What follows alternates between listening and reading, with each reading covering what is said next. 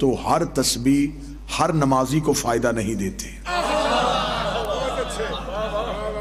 اہل علم چہرے تو شریف فرمائیں ہر نمازی کی نماز قابل قبول نہیں، ہر عبادت گزار کی تسبیح قابل قبول نہیں۔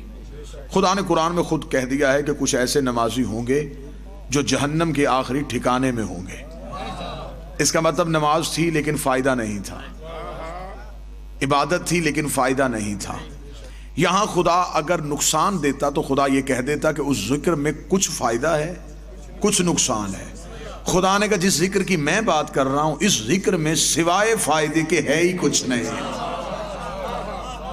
اس میں صرف اور صرف فائدہ ہے، بس فائدہ ہے، فقط فائدہ ہے اور صرف فائدہ ہے، نقصان ہے ہی نہیں، اس میں صرف فائدہ ہے۔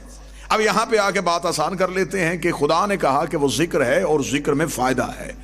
اب آئیں قرآن سے پوچھتے ہیں کہ میرے اللہ یہ ذکر کون سا ہے جس ذکر کی تو بات کر رہا ہے؟ یہ ذکر تسبیح ہے، یہ ذکر عبادت ہے، یہ ذکر نماز ہے، یہ ذکر تیرے سامنے سجدہ کرنے کا نام ہے، یہ ذکر کس چیز کا نام ہے؟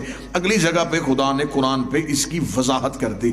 خدا نے کہا کہ بے شک ہم نے تمہاری طرف رسول کو بھیجا ذکر بنا کے۔ یہاں خدا کہہ رہا ہے کہ ذکر کرو جس میں مومنین کے لیے فائدہ ہے۔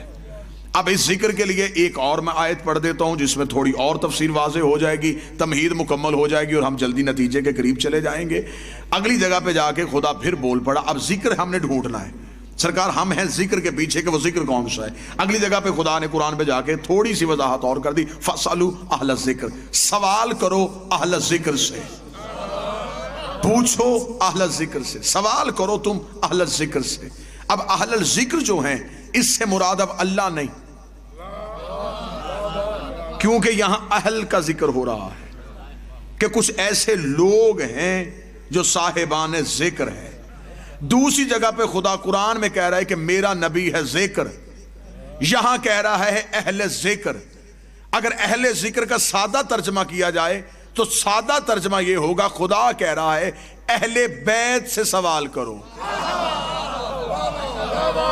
لے تمہید مکمل ہو گئی اور آپ نے انتہائی خوبصورت ساتھ دے دیا، فَاسْأَلُوا أَهْلَ الذِّكْرِ، سوال کرو اہل بیت سے، سوال کرو، کیونکہ جو سوال جن سے کیا جاتا ہے وہ بتاتے ہیں، پوچھتے نہیں ہیں، وہ سناتے ہیں، سیکھتے نہیں ہیں، یہ سیکھ کے آتے ہیں، یہ زمانے میں آ کے نہیں بتاتے۔ یہ جو دعویٰ سلونی میرے مالک امیر المومنین نے کیا ہے یہ پہلی دفعہ کوفے کے ممبر پہ نہیں کیا تھا۔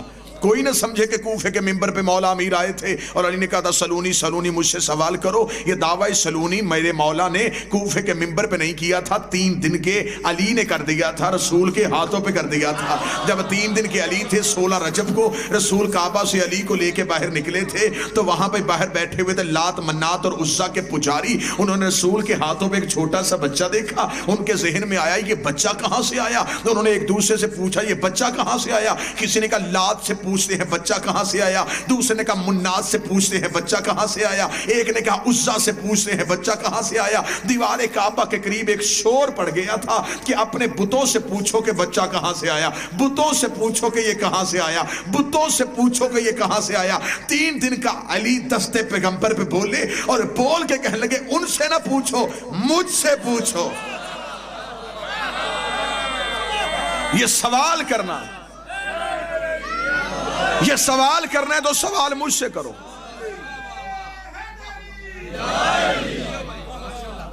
سوال مجھ سے کرو، پوچھو مجھ سے۔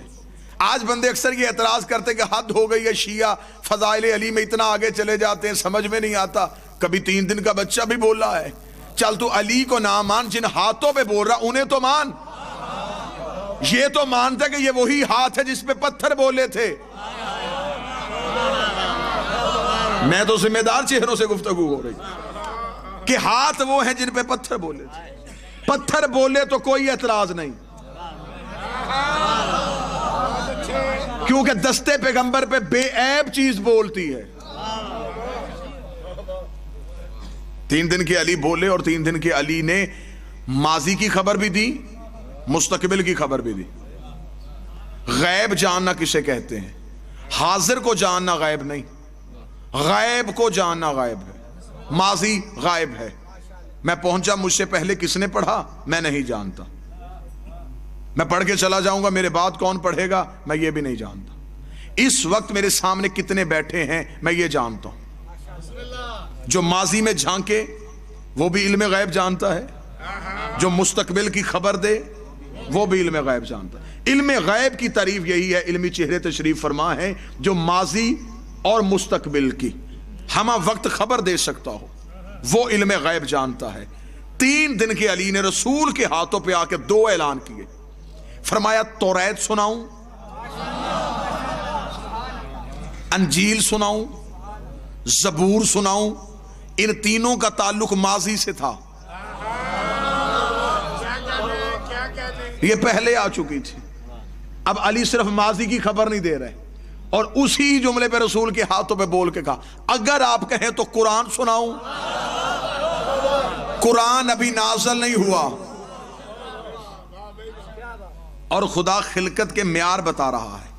خدا قرآن میں کہتا ہے کہ تم جب ماؤں کے بطنوں سے باہر آئے تم کسی شے کا علم نہیں رکھتے تھے، لا تعلمون شیئا، تم کچھ نہیں جانتے تھے۔ تمہیں زمانے نے آ کے سکھایا، جب تم دنیا میں تم یہ بھی نہیں جانتے تھے کہ ماں کون ہے باپ کون ہے، تمہیں رشتوں کی پہچان نہیں تھی، تمہیں بولنے کا طریقہ نہیں تھا، تمہیں گفتگو کا سلیقہ نہیں تھا۔ تم نے جو سیکھا زمانے سے آ کے سیکھا ہے، جو کچھ سیکھا ہے زمانے سے آ کے سیکھا ہے۔ خدا نے خلقت کے معیار بتا دیے ہیں، خدا نے خلقت کے اصول بتا دیے ہیں۔ خدا نے بتایا کہ جو دنیا میں آ کے سیکھیں، دنیا میں آ کے سیکھیں، وہ پیدا ہوتے ہیں، وہ ماؤں کے بطنوں سے پیدا ہوتے ہیں۔ جو زمانے میں آ کے سیکھیں وہ ماؤں کے بطنوں سے پیدا ہوتے ہیں، اور جو 3 دن کے ہاتھوں پہ آ کے بولے وہ پیدا نہیں ہوتے، وہ ظاہر ہوتے ہیں۔